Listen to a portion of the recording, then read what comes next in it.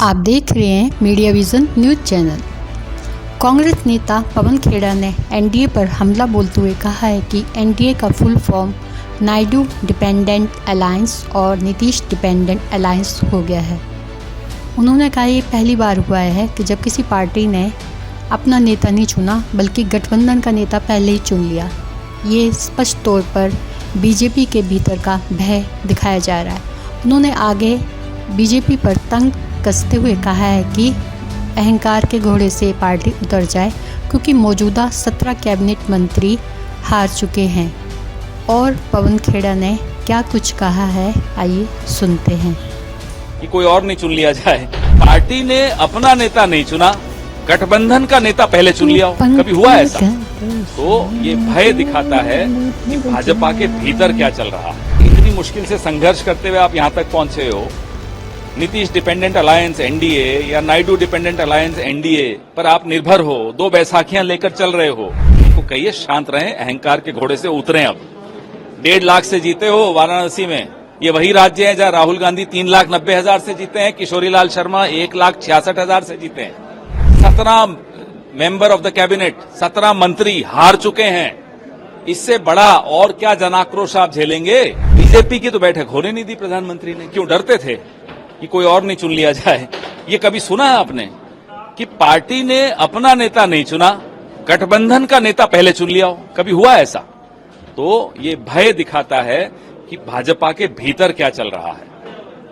Sir, कैसा माना जाए, प्रधानमंत्री ने कांग्रेस को निशाने पे लिया, ईवीएम की बात करी, कांग्रेस को कहा कि 10 साल बाद भी 100 का आंकड़ा नहीं पूरा कर पाए आपको। ईवीएम के ऊपर अब कोई डर तो नहीं है? अब ये जीता हुआ प्रधानमंत्री की भाषा हो सकती है? अरे इतनी मुश्किल से संघर्ष करते हुए आप यहां तक पहुंचे हो। नीतीश डिपेंडेंट अलायंस एनडीए या नायडू डिपेंडेंट अलायंस एनडीए पर आप निर्भर हो, 2 बैसाखियां लेकर चल रहे हो। अब भी मैराथन। उनको कहिए शांत रहें, अहंकार के घोड़े से उतरें। अब 1.5 लाख से जीते हो वाराणसी में।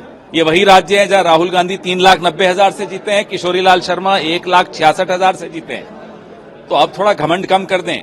17 मेंबर ऑफ द कैबिनेट, 17 मंत्री हार चुके हैं। इससे बड़ा और क्या जनाक्रोश आप झेलेंगे? सर, दोनों ही नेताओं ने, चंद्रबाबू नायडू आपसे नीतीश डिपेंडेंट अलायंस या नायडू डिपेंडेंट अलायंस, दोनों ने ही तारीफ करी है प्रधानमंत्री की। तस्वीरें सबके सामने आई कि किस तरीके से प्रधानमंत्री और नीतीश कुमार के बीच शिष्टाचार हुआ। इस वक्त में भी आपको लगता है कि आपको अस्थिरता दिखाई? आप ये सवाल अपने आप से पूछेंगे तो आप खुद जवाब जो देंगे मैं भी वही देने वाला हूं।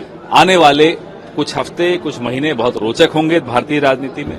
एक तूफान बन चुका है, वो जो क्या कहते हैं आप लोग, जब साइक्लोन आता है तो एक प्रेशर एरिया बन चुका है।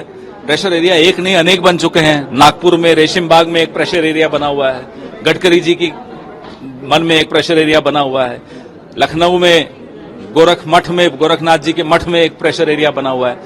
इतने सारे प्रेशर एरियाज बने हुए हैं। नायडू जी और नीतीश कुमार जी को कुछ करने की आवश्यकता नहीं है, जो होना है भीतर से ही हो जाएगा। आखिरी सवाल, क्या इंडिया इंटैक्ट है? क्योंकि कल आम आदमी पार्टी ने कहा इंडिया तो हमेशा इंटैक्ट रहता है। हमारी इंडिया अलायंस इंटैक्ट है। अभी तो और नए सदस्य आने वाले हैं, इसलिए इंडिया तो बहुत न केवल इंटैक्ट है, इंडिया बढ़ रहा है।